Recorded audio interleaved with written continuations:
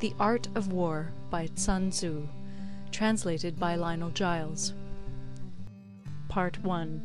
Laying Plans.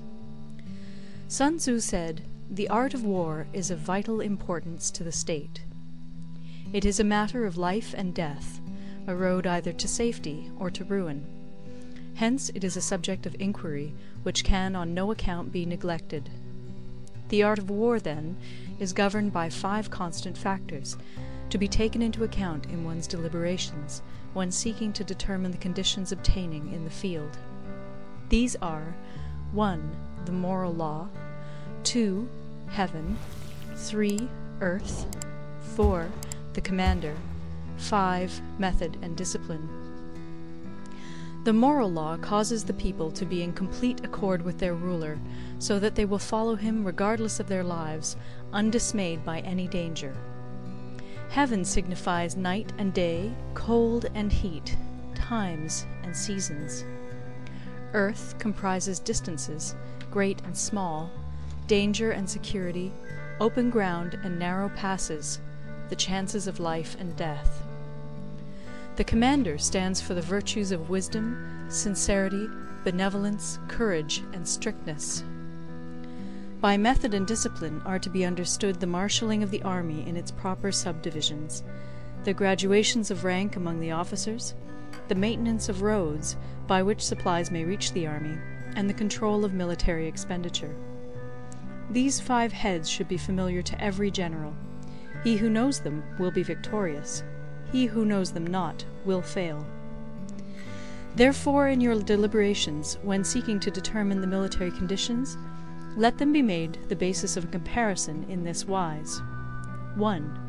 Which of the 2 sovereigns is imbued with the moral law? 2. Which of the 2 generals has most ability? 3. With whom lie the advantages derived from heaven and earth? 4. On which side is discipline most rigorously enforced? 5. Which army is stronger? 6. On which side are officers and men more highly trained? 7. In which army is there the greater constancy both in reward and punishment? By means of these 7 considerations I can forecast victory or defeat. The general that hearkens to my counsel and acts upon it will conquer. Let such a one be retained in command. The general that hearkens not to my counsel nor acts upon it will suffer defeat. Let such a one be dismissed. While heeding the profit of my counsel, avail yourself also of any helpful circumstances over and beyond the ordinary rules. According as circumstances are favorable, one should modify one's plans. All warfare is based on deception. Hence, when able to attack, we must seem unable. When using our forces, we must seem inactive. When we are near, we must make the enemy believe we are far away. When far away, we must make him believe we are near. Hold out baits to entice the enemy, feign disorder, and crush him. If he is secure at all points, be prepared for him. If he is in superior strength, evade him. If your opponent is of choleric temper, seek to irritate him. Pretend to be weak, that he may grow arrogant. If he is taking his ease, give him no rest. If his forces are united, separate them. Attack him where he is unprepared. Appear where you are not expected. These military devices, leading to victory, must not be divulged beforehand. Now the general who wins a battle makes many calculations in his temple ere the battle is fought. The general who loses a battle makes but few calculations beforehand. Thus do many calculations lead to victory, and few calculations to defeat. How much more no calculation at all? It is by attention to this point that I can foresee who is likely to win or lose. Part 2. Waging War. Sun Tzu said, "In the operations of war, where there are in the field 1,000 swift chariots, as many heavy chariots, and 100,000 mail-clad soldiers, with provisions enough to carry them 1,000 li, the expenditure at home and at the front, including entertainment of guests, small items such as glue and paint, and sums spent on chariots and armour, will reach the total of 1,000 ounces of silver per day. Such is the cost of raising an army of 100,000 men." When you engage in actual fighting, if victory is long in coming, then men's weapons will grow dull and their ardour will be damped. If you lay siege to a town, you will exhaust your strength. Again, if the campaign is protracted, the resources of the state will not be equal to the strain. Now, when your weapons are dulled, your ardour damped, your strength exhausted, and your treasure spent, other chieftains will spring up to take advantage of your extremity. Then no man, however wise, will be able to avert the consequences that must ensue.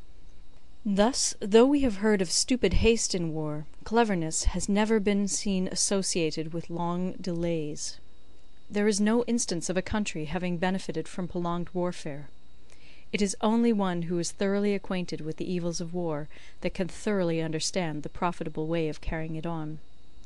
The skilful soldier does not raise a second levy. Neither are his supply wagons loaded more than twice. Bring war material with you from home, but forage on the enemy. Thus the army will have food enough for its needs. Poverty of the state exchequer causes an army to be maintained by contributions from a distance. Contributing to maintain an army at a distance causes the people to be impoverished. On the other hand, the proximity of an army causes prices to go up, and high prices cause the people's substance to be drained away. When their substance is drained away, the peasantry will be afflicted by heavy exactions. With this loss of substance and exhaustion of strength, the homes of the people will be stripped bare, and 3/10 of their income will be dissipated, while government expenses for broken chariots, worn-out horses, breastplates and helmets, bows and arrows, spears and shields, protective mantles, draught oxen, and heavy wagons will amount to 4/10 of its total revenue. Hence, a wise general makes a point of foraging on the enemy. 1 cartload of the enemy's provisions is equivalent to 20 of one's own, and likewise a single picul of his provender is equivalent to 20 from one's own store. Now, in order to kill the enemy, our men must be roused to anger. That there may be advantage from defeating the enemy, they must have their rewards. Therefore, in chariot fighting, when 10 or more chariots have been taken, those should be rewarded who took the first.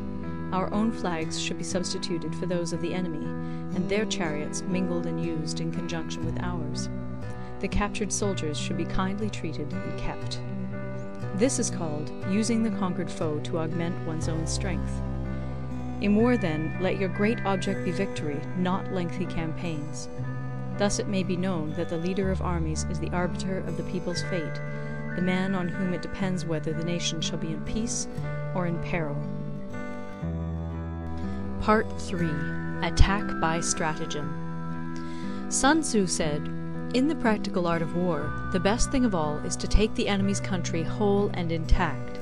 To shatter and destroy it is not so good. So too, it is better to recapture an army entire than to destroy it, to capture a regiment, a detachment, or a company entire than to destroy them.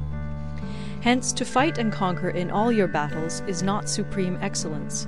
Supreme excellence consists in breaking the enemy's resistance without fighting.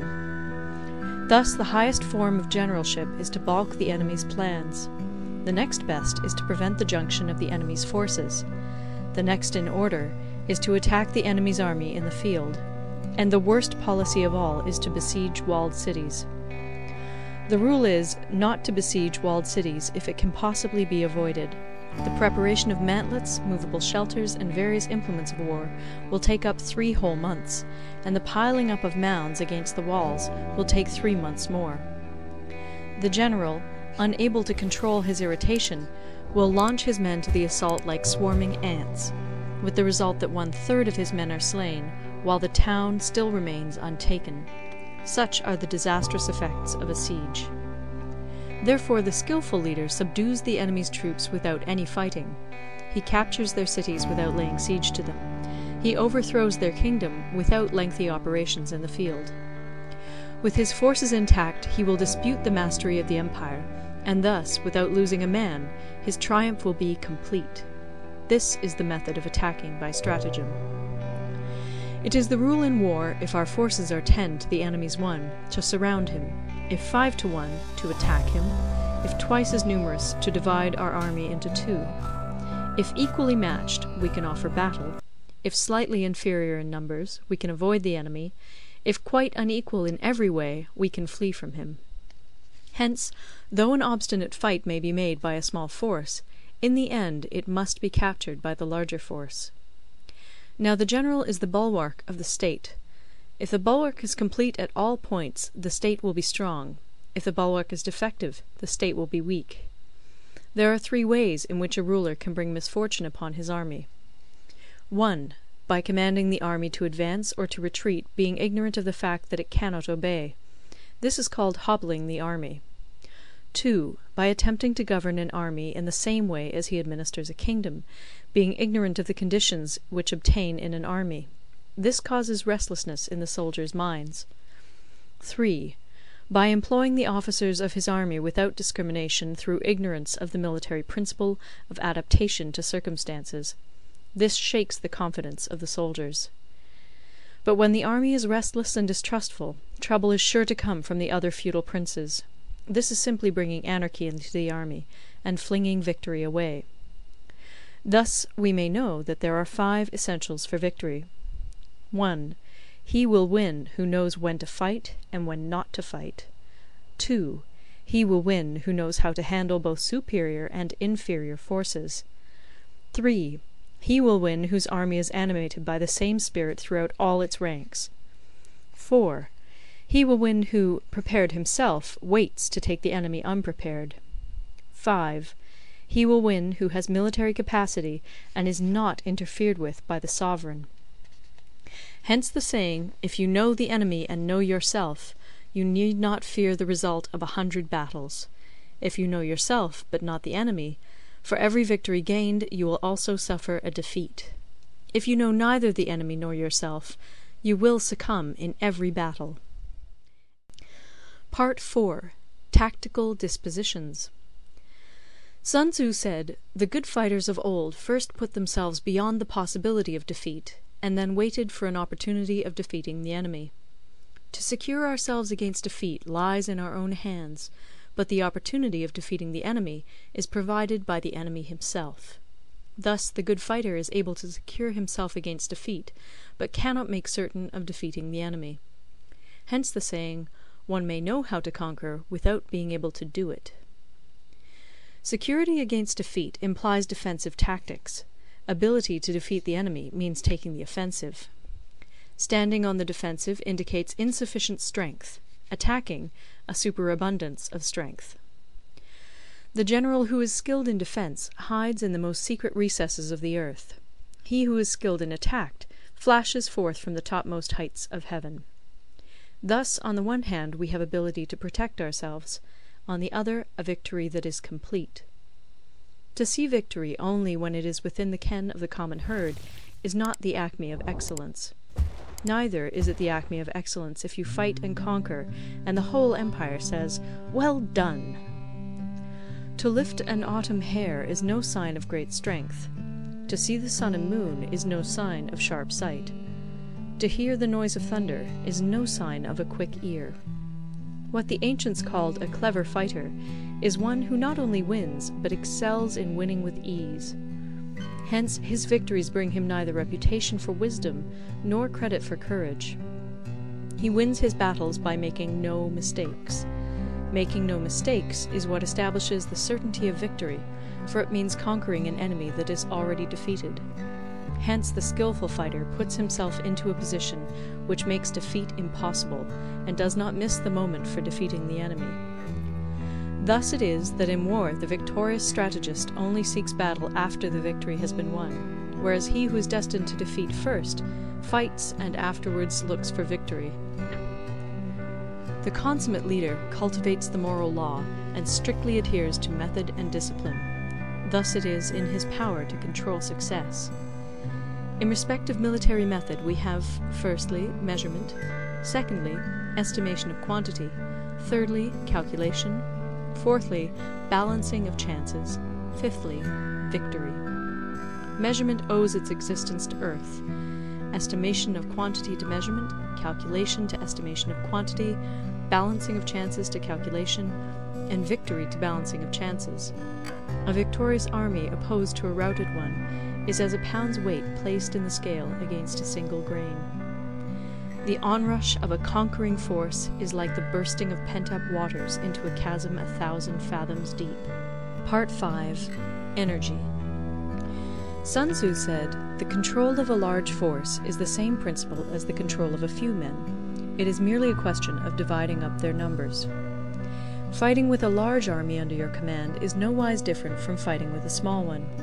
It is merely a question of instituting signs and signals. To ensure that your whole host may withstand the brunt of the enemy's attack and remain unshaken, this is effected by maneuvers direct and indirect. That the impact of your army may be like a grindstone dashed against an egg, this is effected by the science of weak points and strong. In all fighting, the direct method may be used for joining battle, but indirect methods will be needed in order to secure victory. Indirect tactics, efficiently applied, are inexhaustible as heaven and earth, unending as the flow of rivers and streams. Like the sun and moon, they end but to begin anew. Like the 4 seasons, they pass away to return once more. There are not more than 5 musical notes, yet the combinations of these 5 give rise to more melodies than can ever be heard. There are not more than 5 primary colors, blue, yellow, red, white, and black, yet in combination they produce more hues than can ever be seen. There are not more than 5 cardinal tastes, sour, acrid, salt, sweet, bitter, yet combinations of them yield more flavors than can ever be tasted. In battle there are not more than 2 methods of attack, the direct and the indirect, yet these 2 in combination give rise to an endless series of maneuvers. The direct and the indirect lead on to each other in turn. It is like moving in a circle, you never come to an end. Who can exhaust the possibilities of their combination? The onset of troops is like the rush of a torrent which will even roll stones along in its course. The quality of decision is like the well-timed swoop of a falcon, which enables it to strike and destroy its victim. Therefore, the good fighter will be terrible in his onset, and prompt in his decision. Energy may be likened to the bending of a crossbow, decision to the releasing of a trigger. Amid the turmoil and tumult of battle, there may be seeming disorder, and yet no real disorder at all.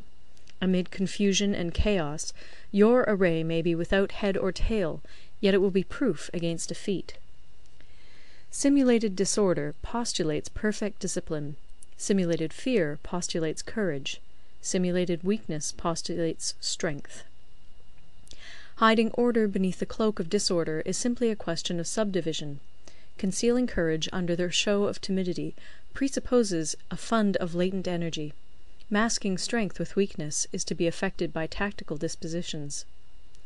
Thus, one who is skilful at keeping the enemy on the move maintains deceitful appearances, according to which the enemy will act. He sacrifices something that the enemy may snatch at it. By holding out baits, he keeps him on the march. Then, with a body of picked men, he lies in wait for him. The clever combatant looks to the effect of combined energy, and does not require too much from individuals. Hence his ability to pick out the right men and utilize combined energy. When he utilizes combined energy, his fighting men become as it were like unto rolling logs or stones, for it is the nature of a log or stone to remain motionless on level ground, and to move when on a slope. If four-cornered, to come to a standstill, but if round-shaped, to go rolling down. Thus the energy developed by good fighting men is as the momentum of a round stone rolled down a mountain thousands of feet in height.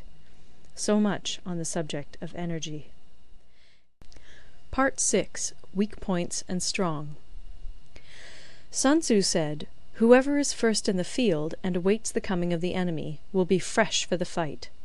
Whoever is second in the field and has to hasten to battle will arrive exhausted."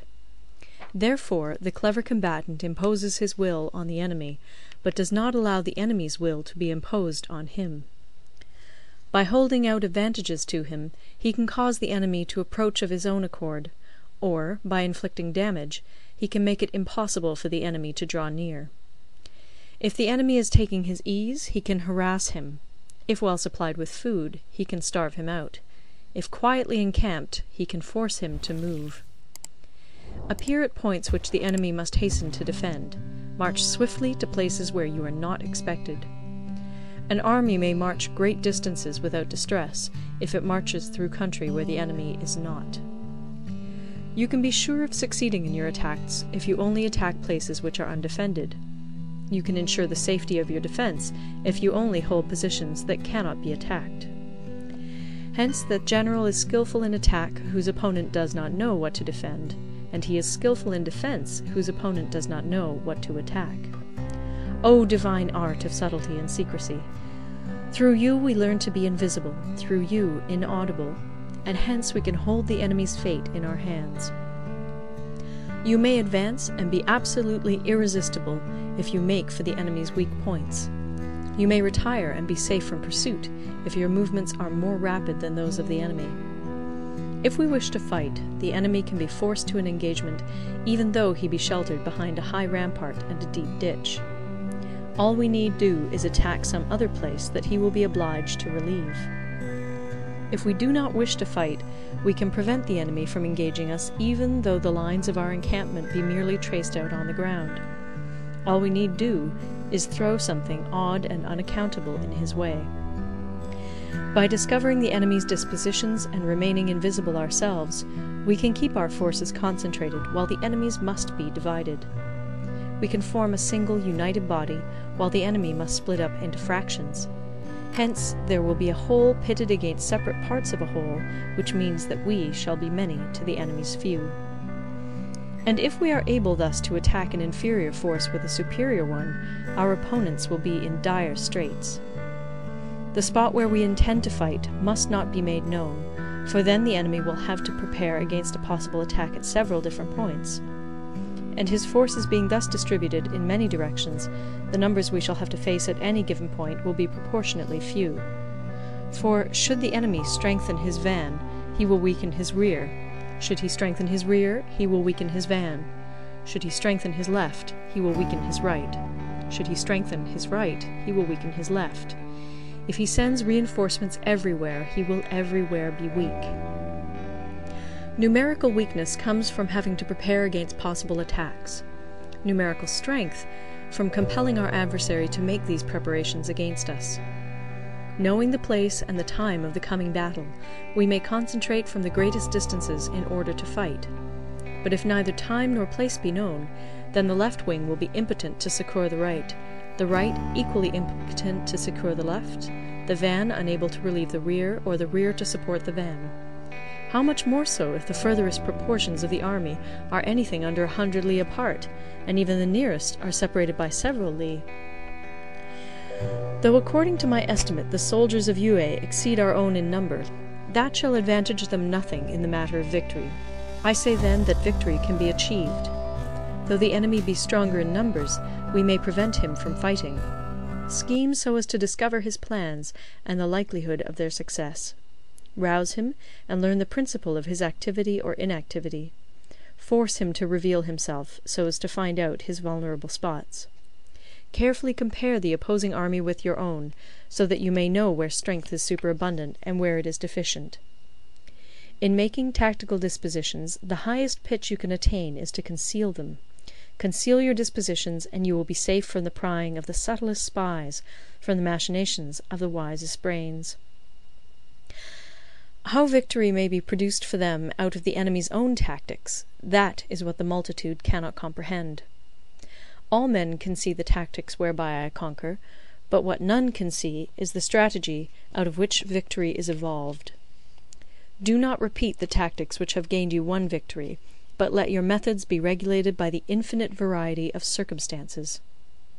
Military tactics are like unto water, for water in its natural course runs away from high places and hastens downwards. So in war, the way is to avoid what is strong and to strike at what is weak. Water shapes its course according to the nature of the ground over which it flows. The soldier works out his victory in relation to the foe whom he is facing.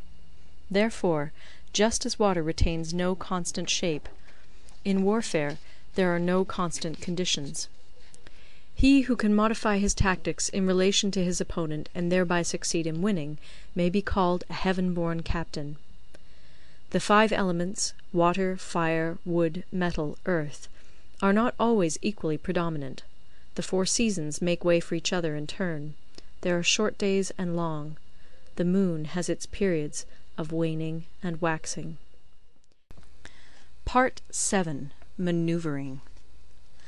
Sun Tzu said, "In war, the general receives his commands from the sovereign.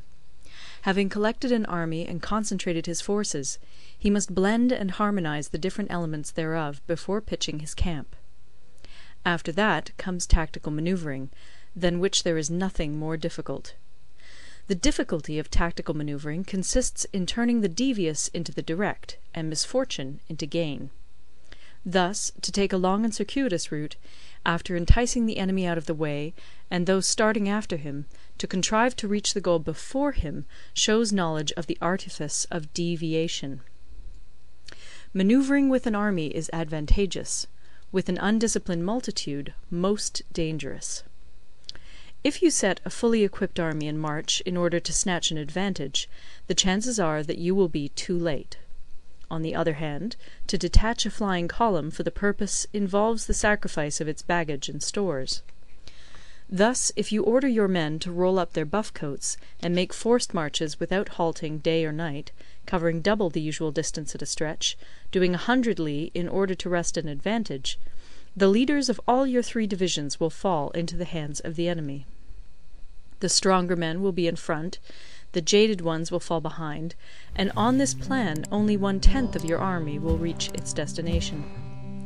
If you march 50 li in order to outmanoeuvre the enemy, you will lose the leader of your first division, and only half your force will reach the goal. If you march 30 li with the same object, 2/3 of your army will arrive. We may take it then that an army without its baggage train is lost, without provisions it is lost, without bases of supply it is lost. We cannot enter into alliances until we are acquainted with the designs of our neighbours. We are not fit to lead an army on the march unless we are familiar with the face of the country, its mountains and forests, its pitfalls and precipices, its marshes and swamps. We shall be unable to turn natural advantage to account unless we make use of local guides. In war, practice dissimulation and you will succeed. Whether to concentrate or to divide your troops must be decided by circumstances. Let your rapidity be that of the wind, your compactness that of the forest. In raiding and plundering be like fire, in immovability like a mountain. Let your plans be dark, and impenetrable as night, and when you move, fall like a thunderbolt. When you plunder a countryside, let the spoil be divided amongst your men. When you capture new territory, cut it up into allotments for the benefit of the soldiery. Ponder and deliberate before you make a move. He will conquer who has learnt the artifice of deviation. Such is the art of manoeuvring. The Book of Army Management says, "On the field of battle, the spoken word does not carry far enough. Hence the institution of gongs and drums. Nor can ordinary objects be seen clearly enough. Hence the institution of banners and flags. Gongs and drums, banners and flags, are means whereby the ears and eyes of the host may be focused on one particular point. The host thus forming a single united body, it is impossible either for the brave to advance alone, or for the cowardly to retreat alone. This is the art of handling large masses of men. In night fighting, then, make much use of signal flyers and drums, and in fighting by day, of flags and banners, as a means of influencing the ears and eyes of your army. A whole army may be robbed of its spirit. A commander-in-chief may be robbed of his presence of mind. Now, a soldier's spirit is keenest in the morning, by noonday it has begun to flag, and in the evening his mind is bent only on returning to camp. A clever general, therefore, avoids an army when its spirit is keen, but attacks it when it is sluggish and inclined to return. This is the art of studying moods. Disciplined and calm, to await the appearance of disorder and hubbub amongst the enemy. This is the art of retaining self-possession. To be near the goal while the enemy is still far from it, to wait at ease while the enemy is toiling and struggling, to be well fed while the enemy is famished. This is the art of husbanding one's strength.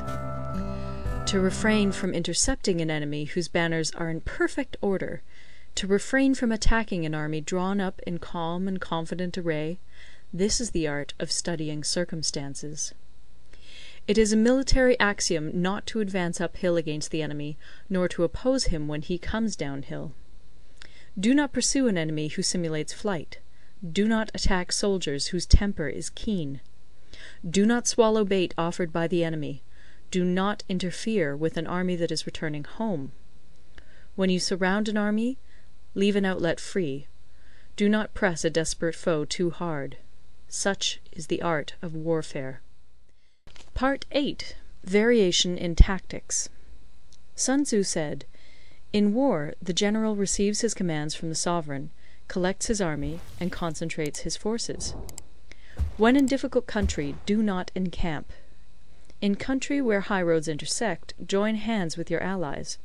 Do not linger in dangerously isolated positions. In hemmed-in situations, you must resort to stratagem. In desperate position, you must fight. There are roads which must not be followed, armies which must not be attacked, towns which must not be besieged, positions which must not be contested, commands of the sovereign which must not be obeyed." The general who thoroughly understands the advantages that accompany variation of tactics knows how to handle his troops. The general who does not understand these may be well acquainted with the configuration of the country, yet he will not be able to turn his knowledge to practical account. So, the student of war who is unversed in the art of war of varying his plans, even though he be acquainted with the 5 advantages, will fail to make the best use of his men. Hence, in the wise leader's plans, considerations of advantage and of disadvantage will be blended together. If our expectation of advantage be tempered in this way, we may succeed in accomplishing the essential part of our schemes. If, on the other hand, in the midst of difficulties we are always ready to seize an advantage, we may extricate ourselves from misfortune. Reduce the hostile chiefs by inflicting damage on them, and make trouble for them, and keep them constantly engaged. Hold out specious allurements, and make them rush to any given point. The art of war teaches us to rely not on the likelihood of the enemy's not coming, but on our own readiness to receive him; not on the chance of his not attacking, but rather on the fact that we have made our position unassailable. There are 5 dangerous faults which may affect a general. 1. Recklessness, which leads to destruction. 2. Cowardice, which leads to capture. 3. A hasty temper, which can be provoked by insults. 4. A delicacy of honour, which is sensitive to shame. 5. Over-solicitude for his men, which exposes him to worry and trouble. These are the 5 besetting sins of a general, ruinous to the conduct of war. When an army is overthrown and its leader slain, the cause will surely be found among these 5 dangerous faults. Let them be a subject of meditation. Part 9. The Army on the March. Sun Tzu said, "We come now to the question of encamping the army, and observing signs of the enemy. Pass quickly over mountains, and keep in the neighbourhood of valleys. Camp in high places, facing the sun. Do not climb heights in order to fight." So much for mountain warfare. After crossing a river, you should get far away from it. When an invading force crosses a river in its onward march, do not advance to meet it in midstream. It will be best to let half the army get across, and then deliver your attack. If you are anxious to fight, you should not go to meet the invader near a river which he has to cross. Moor your craft higher up than the enemy, and facing the sun. Do not move upstream to meet the enemy. So much for river warfare. In crossing salt marshes, your sole concern should be to get over them quickly, without any delay. If forced to fight in a salt marsh, you should have water and grass near you, and get your back to a clump of trees. So much for operations in salt marshes. In dry, level country, take up an easily accessible position with rising ground to your right and on your rear, so that the danger may be in front and safety lie behind. So much for campaigning in flat country. These are the 4 useful branches of military knowledge which enabled the Yellow Emperor to vanquish 4 several sovereigns. All armies prefer high ground to low, and sunny places to dark. If you are careful of your men and camp on hard ground, the army will be free from disease of every kind, and this will spell victory. When you come to a hill or a bank, occupy the sunny side, with the slope on your right rear. Thus you will at once act for the benefit of your soldiers, and utilize the natural advantages of the ground. When, in consequence of heavy rains up country, a river which you wish to ford is swollen and flecked with foam, you must wait until it subsides. Country in which there are precipitous cliffs with torrents running between, deep natural hollows, confined places, tangled thickets, quagmires, and crevasses, should be left with all possible speed and not approached. While we keep away from such places, we should get the enemy to approach them. While we face them, we should let the enemy have them on his rear. If in the neighbourhood of your camp there should be any hilly country, ponds surrounded by aquatic grass, hollow basins filled with reeds, or woods with thick undergrowth, they must be carefully routed out and searched, for these are places where men in ambush or insidious spies are likely to be lurking. When the enemy is close at hand and remains quiet, he is relying on the natural strength of his position. When he keeps aloof and tries to provoke a battle, he is anxious for the other side to advance. If his place of encampment is easy of access, he is tendering a bait. Movement amongst the trees of a forest shows that the enemy is advancing. The appearance of a number of screens in the midst of thick grass means that the enemy wants to make us suspicious. The rising of birds in their flight is the sign of an ambuscade. Startled beasts indicate that a sudden attack is coming.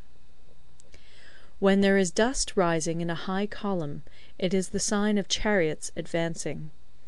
When the dust is low, but spread over a wide area, it betokens the approach of infantry.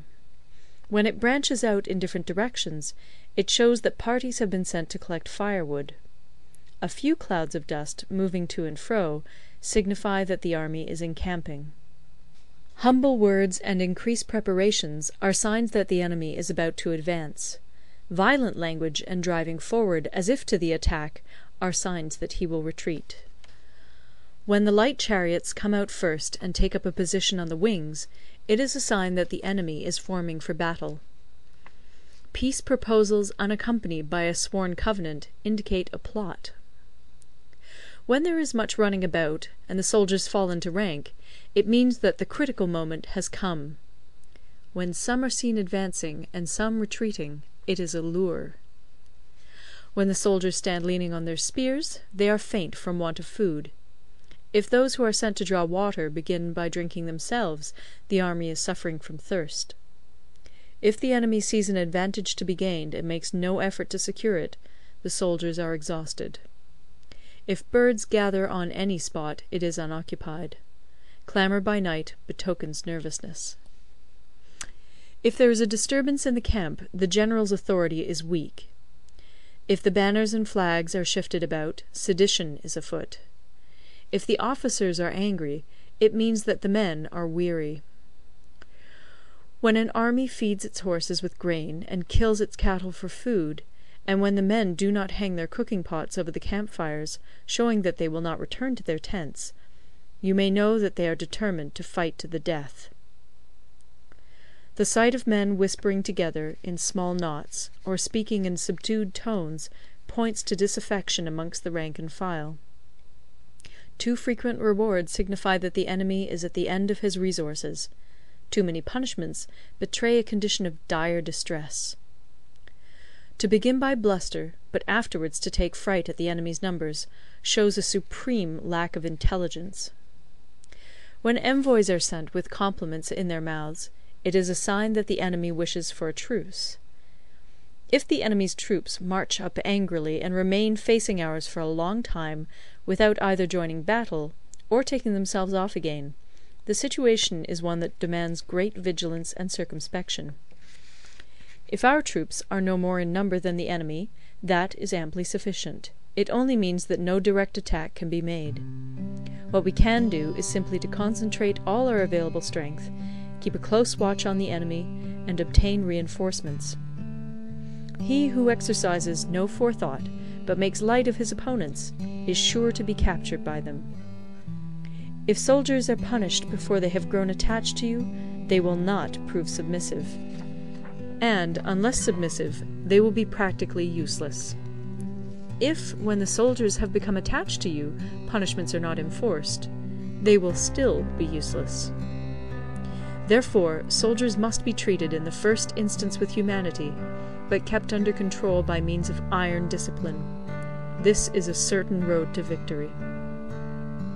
If, in training soldiers, commands are habitually enforced, the army will be well disciplined. If not, its discipline will be bad. If a general shows confidence in his men, but always insists on his orders being obeyed, the gain will be mutual. Part 10. Terrain. Sun Tzu said, we may distinguish 6 kinds of terrain, to wit, 1. Accessible ground, 2. Entangling ground, 3. Temporizing ground, 4. Narrow passes, 5. Precipitous heights, 6. Positions at a great distance from the enemy. Ground which can be freely traversed by both sides is called accessible. With regard to ground of this nature, be before the enemy in occupying the raised and sunny spots, and carefully guard your line of supplies. Then you will be able to fight with advantage. Ground which can be abandoned but is hard to reoccupy is called entangling. From a position of this sort, if the enemy is unprepared, you may sally forth and defeat him. But if the enemy is prepared for your coming, and you fail to defeat him, then, return being impossible, disaster will ensue. When the position is such that neither side will gain by making the first move, it is called temporizing ground. In a position of this sort, even though the enemy should offer us an attractive bait, it will be advisable not to stir forth, but rather to retreat, thus enticing the enemy in his turn. Then, when part of his army has come out, we may deliver our attack with advantage. With regard to narrow passes, if you can occupy them first, let them be strongly garrisoned and await the advent of the enemy. Should the army forestall you in occupying a pass, do not go after him if the pass is fully garrisoned, but only if it is weakly garrisoned. With regard to precipitous heights, if you are beforehand with your adversary, you should occupy the raised and sunny spots, and there wait for him to come up. If the enemy has occupied them before you, do not follow him, but retreat, and try to entice him away. If you are situated at a great distance from the enemy, and the strength of the two armies is equal, it is not easy to provoke a battle, and fighting will be to your disadvantage. These 6 are the principles connected with earth. The general who's attained a responsible post must be careful to study them. Now, an army is exposed to 6 several calamities, not arising from natural causes, but from faults for which the general is responsible. These are 1. Flight, 2. Insubordination, 3. Collapse, 4. Ruin, 5. Disorganization, 6. Rout. Other conditions being equal, if one force is hurled against another 10 times its size, the result will be the flight of the former. When the common soldiers are too strong and their officers too weak, the result is insubordination. When the officers are too strong and the common soldiers too weak, the result is collapse. When the higher officers are angry and insubordinate, and on meeting the enemy give battle on their own account from a feeling of resentment, before the commander-in-chief can tell whether or not he is in a position to fight, the result is ruin. When the general is weak and without authority, when his orders are not clear and distinct, when there are no fixed duties assigned to officers and men, and the ranks are formed in a slovenly, haphazard manner, the result is utter disorganization. When a general, unable to estimate the enemy's strength, allows an inferior force to engage a larger one, or hurls a weak detachment against a powerful one, and neglects to place picked soldiers in the front rank, the result must be rout. These are 6 ways of courting defeat, which must be carefully noted by the general who has attained a responsible post. The natural formation of the country is the soldier's best ally, but a power of estimating the adversary, of controlling the forces of victory, and of shrewdly calculating difficulties, dangers, and distances, constitutes the test of a great general. He who knows these things, and in fighting puts his knowledge into practice, will win his battles. He who knows them not, nor practices them, will surely be defeated. If fighting is sure to result in victory, then you must fight, even though the ruler forbid it. If fighting will not result in victory, then you must not fight even at the ruler's bidding. The general who advances without coveting fame, and retreats without fearing disgrace, whose only thought is to protect his country and do good service for his sovereign, is the jewel of the kingdom. Regard your soldiers as your children, and they will follow you into the deepest valleys. Look upon them as your own beloved sons, and they will stand by you even unto death. If, however, you are indulgent, but unable to make your authority felt, kind-hearted, but unable to enforce your commands, and incapable, moreover, of quelling disorder, then your soldiers must be likened to spoilt children. They are useless for any practical purpose. If we know that our own men are in a condition to attack, but are unaware that the enemy is not open to attack, we have gone only half-way towards victory. If we know that the enemy is open to attack, but are unaware that our own men are not in a condition to attack, we have gone only half-way towards victory. If we know that the enemy is open to attack, and also know that our men are in a condition to attack, but are unaware that the nature of the ground makes fighting impracticable, we have still only gone half-way towards victory. Hence the experienced soldier, once in motion, is never bewildered. Once he has broken camp, he is never at a loss. Hence the saying, "If you know the enemy and know yourself, your victory will not stand in doubt. If you know heaven and know earth, you may make your victory complete." Part 11. The 9 Situations. Sun Tzu said, "The art of war recognizes 9 varieties of ground. 1. Dispersive ground. 2. Facile ground. 3. Contentious ground. 4. Open ground. 5. Ground of intersecting highways. 6. Serious ground. 7. Difficult ground. 8. Hemmed-in ground. 9. Desperate ground. When a chieftain is fighting in his own territory, it is dispersive ground. When he has penetrated into hostile territory, but to no great distance, it is facile ground. Ground the possession of which imports great advantage to either side is contentious ground. Ground on which each side has liberty of movement is open ground.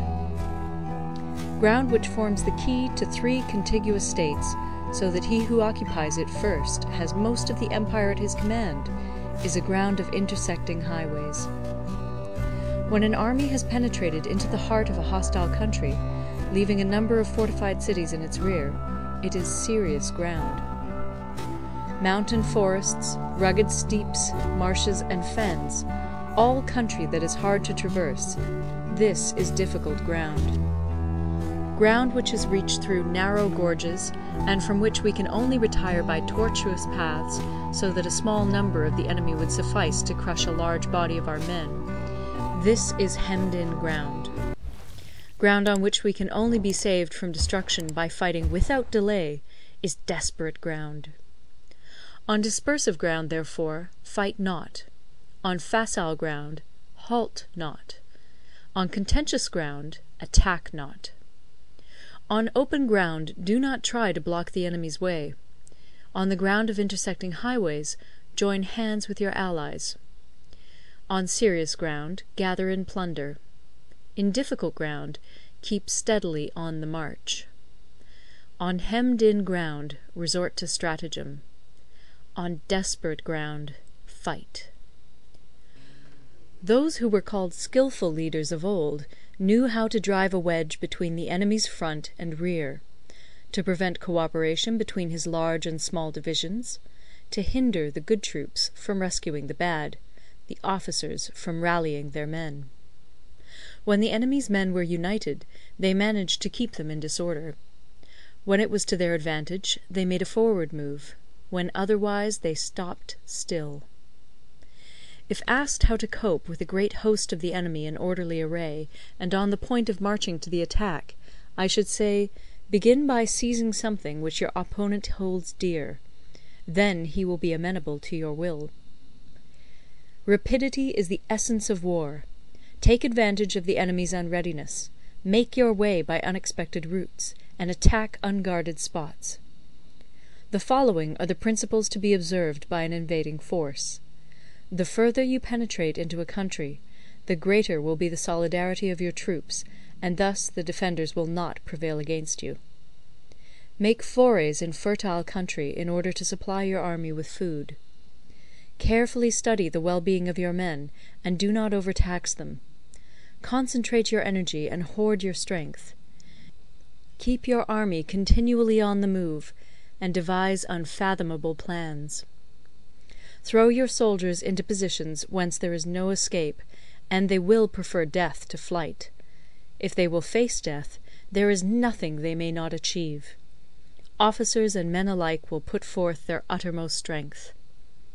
Soldiers, when in desperate straits, lose the sense of fear. If there is no place of refuge, they will stand firm. If they are in hostile country, they will show a stubborn front. If there is no help for it, they will fight hard. Thus, without waiting to be marshalled, the soldiers will be constantly on the qui-vive. Without waiting to be asked, they will do your will. Without restrictions, they will be faithful. Without giving orders, they can be trusted. Prohibit the taking of omens, and do away with superstitious doubts. Then, until death itself comes, no calamity need be feared. If our soldiers are not overburdened with money, it is not because they have a distaste for riches. If their lives are not unduly long, it is not because they are disinclined to longevity. On the day they are ordered out to battle, your soldiers may weep, those sitting up bedewing their garments, and those lying down letting the tears run down their cheeks. But let them once be brought to bay, and they will display the courage of a Chu or a Kui. The skilful tactician may be likened to the Shuai-jan. Now, the Shuai-jan is a snake that is found in the Ch'ung Mountains. Strike at its head, and you will be attacked by its tail. Strike at its tail, and you will be attacked by its head. Strike at the middle, and you will be attacked by head and tail both. Asked if an army can be made to imitate the Shuai-jan, I should answer yes. For the men of Wu and the men of Yue are enemies. Yet if they are crossing a river in the same boat and are caught by a storm, they will come to each other's assistance, just as the left hand helps the right. Hence, it is not enough to put one's trust in the tethering of horses and the burying of chariot wheels in the ground. The principle on which to manage an army is to set up one standard of courage, which all must reach. How to make the best of both strong and weak, that is a question involving the proper use of ground. Thus, the skilful general conducts his army just as though he were leading a single man, willy-nilly by the hand. It is the business of a general to be quiet, and thus ensure secrecy, upright and just, and thus maintain order. He must be able to mystify his officers and men by false reports and appearances, and thus keep them in total ignorance. By altering his arrangements and changing his plans, he keeps the enemy without definite knowledge. By shifting his camp and taking circuitous routes, he prevents the enemy from anticipating his purpose. At the critical moment, the leader of an army acts like one who has climbed up a height and then kicks away the ladder behind him. He carries his men deep into hostile territory before he shows his hand. He burns his boats and breaks his cooking pots. Like a shepherd driving a flock of sheep, he drives his men this way and that, and nothing knows whither he is going. To muster his host and bring it into danger, this may be termed the business of the general. The different measures suited to the 9 varieties of ground, the expediency of aggressive or defensive tactics, and the fundamental laws of human nature, these are things that must most certainly be studied. When invading hostile territory, the general principle is that penetrating deeply brings cohesion, penetrating but a short way means dispersion. When you leave your own country behind and take your army across neighbourhood territory, you find yourself on critical ground. When there are means of communication on all 4 sides, the ground is one of intersecting highways. When you penetrate deeply into a country, it is serious ground. When you penetrate but a little way, it is facile ground. When you have the enemy's strongholds on your rear and narrow passes in front, it is hemmed-in ground. When there is no place of refuge at all, it is desperate ground. Therefore, on dispersive ground I would inspire my men with unity of purpose. On facile ground I would see that there is close connection between all parts of my army. On contentious ground I would hurry up my rear. On open ground I would keep a vigilant eye on my defences. On ground of intersecting highways I would consolidate my alliances. On serious ground I would try to ensure a continuous stream of supplies. On difficult ground I would keep pushing on along the road. On hemmed-in ground I would block any way of retreat. On desperate ground I would proclaim to my soldiers the hopelessness of saving their lives. For it is the soldier's disposition to offer an obstinate resistance when surrounded, to fight hard when he cannot help himself, and to obey promptly when he has fallen into danger. We cannot enter into alliance with neighbouring princes until we are acquainted with their designs. We are not fit to lead an army on the march unless we are familiar with the face of the country, its mountains and forests, its pitfalls and precipices, its marshes and swamps. We shall be unable to turn natural advantages to account unless we make use of local guides. To be ignored of any one of the following 4 or 5 principles does not befit a warlike prince. When a warlike prince attacks a powerful state, his generalship shows itself in preventing the concentration of the enemy's forces. He overawes his opponents, and their allies are prevented from joining against him. Hence he does not strive to ally himself with all and sundry, nor does he foster the power of other states. He carries out his own secret designs, keeping his antagonists in awe. Thus he is able to capture their cities and overthrow their kingdoms. Bestow rewards without regard to rule, issue orders without regard to previous arrangements, and you will be able to handle a whole army as though you had to do with but a single man. Confront your soldiers with the deed itself. Never let them know your design. When the outlook is bright, bring it before their eyes, but tell them nothing when the situation is gloomy. Place your army in deadly peril, and it will survive. Plunge it into desperate straits, and it will come off in safety. For it is precisely when a force has fallen into harm's way that it is capable of striking a blow for victory. Success in warfare is gained by carefully accommodating ourselves to the enemy's purpose. By persistently hanging on the enemy's flank, we shall succeed in the long run in killing the commander-in-chief. This is called ability to accomplish a thing by sheer cunning. On the day that you take up your command, block the frontier passes, destroy the official tallies, and stop the passage of all emissaries. Be stern in the council chamber, so that you may control the situation. If the enemy leaves the door open, you must rush in. Forestall your opponent by seizing what he holds dear, and subtly contrive to time his arrival on the ground. Walk in the path defined by rule, and accommodate yourself to the enemy until you can fight a decisive battle. At first, then, exhibit the coyness of a maiden, until the enemy gives you an opening. Afterwards emulate the rapidity of a running hare, and it will be too late for the enemy to oppose you. Part 12. The Attack by Fire. Sun Tzu said, "There are 5 ways of attacking with fire. The first is to burn soldiers in their camp. The second is to burn stores. The third is to burn baggage trains. The fourth is to burn arsenals and magazines. The fifth is to hurl dropping fire amongst the enemy." In order to carry out an attack, we must have means available. The material for raising fire should always be kept in readiness. There is a proper season for making attacks with fire, and special days for starting a conflagration. The proper season is when the weather is very dry. The special days are those when the moon is in the constellations of the Sieve, the Wall, the Wing, or the Crossbar, for these 4 are all days of rising wind. In attacking with fire, one should be prepared to meet 5 possible developments. 1. When fire breaks out inside to enemy's camp, respond at once with an attack from without. 2. If there is an outbreak of fire, but the enemy's soldiers remain quiet, bide your time and do not attack. 3. When the force of the flames has reached its height, follow it up with an attack, if that is practicable. If not, stay where you are. 4. If it is possible to make an assault with fire from without, do not wait for it to break out within, but deliver your attack at a favourable moment. 5. When you start a fire, be to windward of it.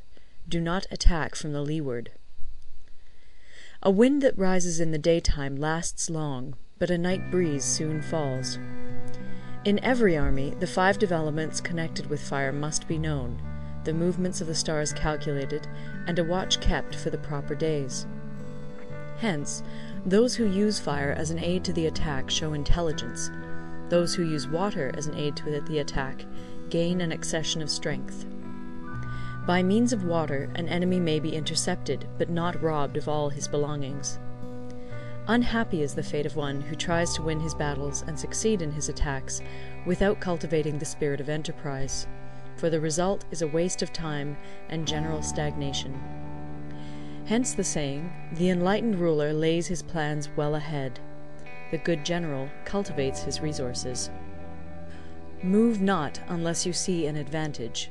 Use not your troops unless there is something to be gained. Fight not unless the position is critical. No ruler should put troops into the field merely to gratify his own spleen. No general should fight a battle simply out of pique. If it is to your advantage, make a forward move. If not, stay where you are. Anger may in time change to gladness. Vexation may be succeeded by content.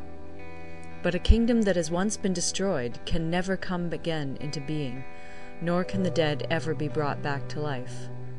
Hence the enlightened ruler is heedful, and the good general full of caution. This is the way to keep a country at peace and an army intact. Part 13. The Use of Spies. Sun Tzu said, "Raising a host of 100,000 men and marching them great distances entails heavy loss on the people and a drain on the resources of the state. The daily expenditure will amount to 1,000 ounces of silver. There will be commotion at home and abroad, and men will drop down exhausted on the highways. As many as 700,000 families will be impeded in their labor. Hostile armies may feast each other for years, striving for the victory which is decided in a single day. This being so, to remain in ignorance of the enemy's conditions simply because one grudges the outlay of 100 ounces of silver in honors and emoluments is the height of inhumanity. One who acts thus is no leader of men, no present help to his sovereign, no master of victory. Thus, what enables the wise sovereign and the good general to strike and conquer and achieve things beyond the reach of ordinary men is foreknowledge. Now, this foreknowledge cannot be elicited from spirits. It cannot be obtained inductively from experience, nor by any deductive calculation. Knowledge of the enemy's dispositions can only be obtained from other men. Hence the use of spies, of whom there are 5 classes. 1. Local spies. 2. Inward spies. 3. Converted spies. 4. Doomed spies. 5. Surviving spies. When these 5 kinds of spy are all at work, none can discover the secret system. This is called divine manipulation of the threads. It is the sovereign's most precious faculty. Having local spies means employing the services of the inhabitants of a district. Having inward spies, making use of officials of the enemy. Having converted spies, getting hold of the enemy's spies and using them for our own purposes. Having doomed spies, doing certain things openly for purposes of deception, and allowing our spies to know of them and report them to the enemy. Surviving spies, finally, are those who bring back news from the enemy's camp. Hence it is that none in the whole army are more intimate relations to be maintained than with spies. None should be more liberally rewarded. In no other business should greater secrecy be preserved. Spies cannot be usefully employed without a certain intuitive sagacity. They cannot be properly managed without benevolence and straightforwardness.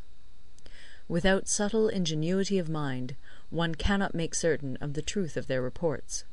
Be subtle, and use your spies for every kind of business. If a secret piece of news is divulged by a spy before the time is ripe, he must be put to death together with the man to whom the secret was told. Whether the object be to crush an army, to storm a city, or to assassinate an individual, it is always necessary to begin by finding out the names of the attendants, the aides de camp, and doorkeepers and sentries of the general in command. Our spies must be commissioned to ascertain these. The enemy's spies, who have come to spy on us, must be sought out, tempted with bribes, led away, and comfortably housed. Thus they will become converted spies and available for our service. It is through the information brought by the converted spy that we are able to acquire and employ local and inward spies. It is owing to this information again that we can cause the doomed spy to carry false tidings to the enemy. Lastly, it is by this information that the surviving spy can be used on appointed occasions.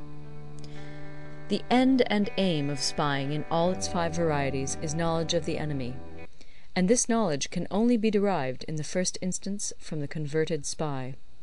Hence it is essential that the converted spy be treated with the utmost liberality.